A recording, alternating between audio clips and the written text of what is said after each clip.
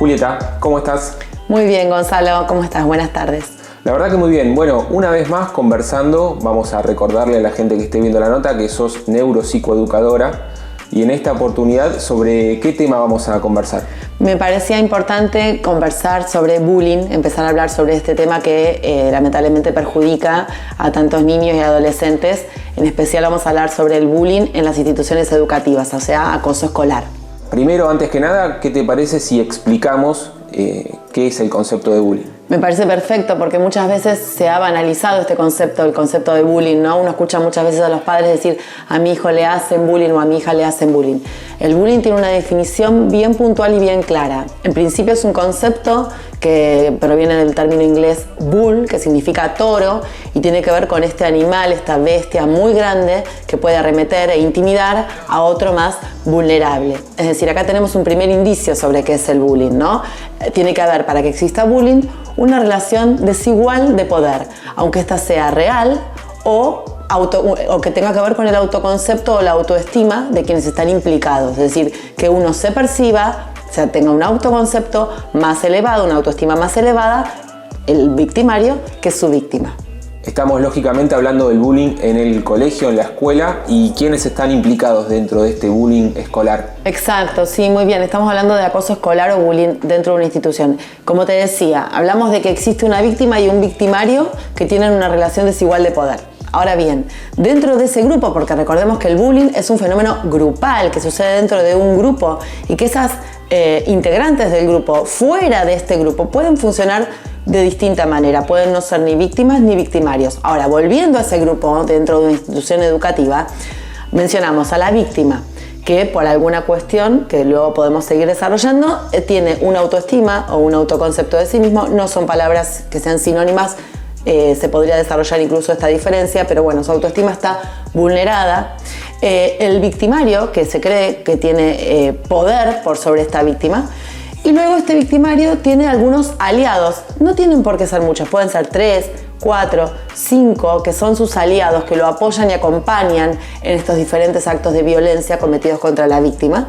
Y además, dentro del grupo, el grupo opera como espectadores. El bullying siempre tiene público. Si no hay público, no hay bullying. No tiene el mismo efecto. Pero, ¿qué pasa? Dentro de ese grupo de espectadores, que son la mayoría, los que quedan fuera de estos roles más fuertes que mencionamos, hay dos tipos de espectadores que se pueden detectar.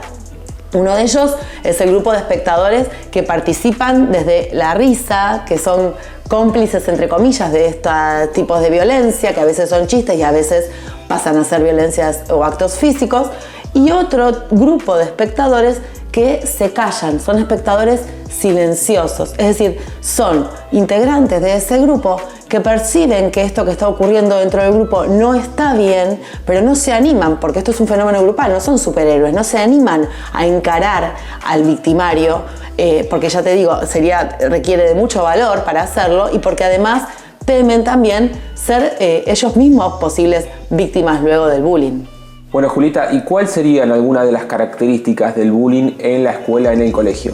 Bien, una de las principales características para hablar de bullying, más allá de todo lo que venimos hablando, de los roles que se ocupan y demás, tiene que ver con que el bullying es un fenómeno sistemático. Es decir, si hay un incidente ocasional, una pelea entre compañeros, eso no es bullying.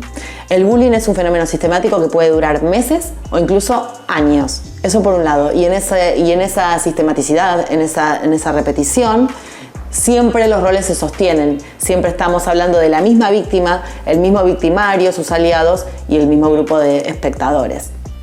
Otro de los fenómenos, y este es un fenómeno grave, es un criterio para clasificar el bullying, es que el bullying es silencioso.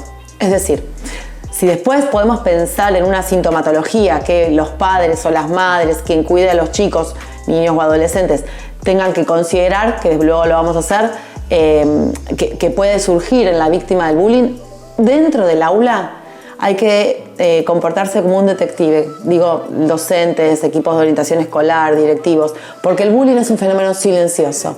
Muchas veces las víctimas de bullying no son conscientes de que están sufriendo bullying. Años más tarde Ellos, porque bueno, esto tiene sus consecuencias psicológicas, por supuesto, repercuten en su autoconcepto y en su autoestima, en las creencias que va a tener sobre sí mismo, si puede o no integrarse en otro grupo. Años más tarde se dan cuenta, yo fui víctima de bullying. O incluso en entrevistas que se han hecho a adultos o a jóvenes, cuando uno empieza a hablar y a visibilizar este concepto, empieza a surgir esto, ¿no? Yo fui espectador, yo fui testigo, yo fui víctima. Muchos jóvenes hoy se dan cuenta que fueron víctimas de bullying, pero se dan cuenta de grandes. Bueno, Julieta, muchísimas gracias por esta información, por estos conceptos. Es una temática que tiene mucho para desarrollar y van a venir más oportunidades para seguir charlando sobre bullying. Yo te agradezco a vos porque me parece que, tal cual como vos decís, es un fenómeno muy grave, ocurre y ha ocurrido siempre, ocurre muchísimo ahora en las instituciones y me parece que visibilizarlo es una de las formas de prevenirlo. Así que te agradezco a vos la oportunidad de conversar al respecto.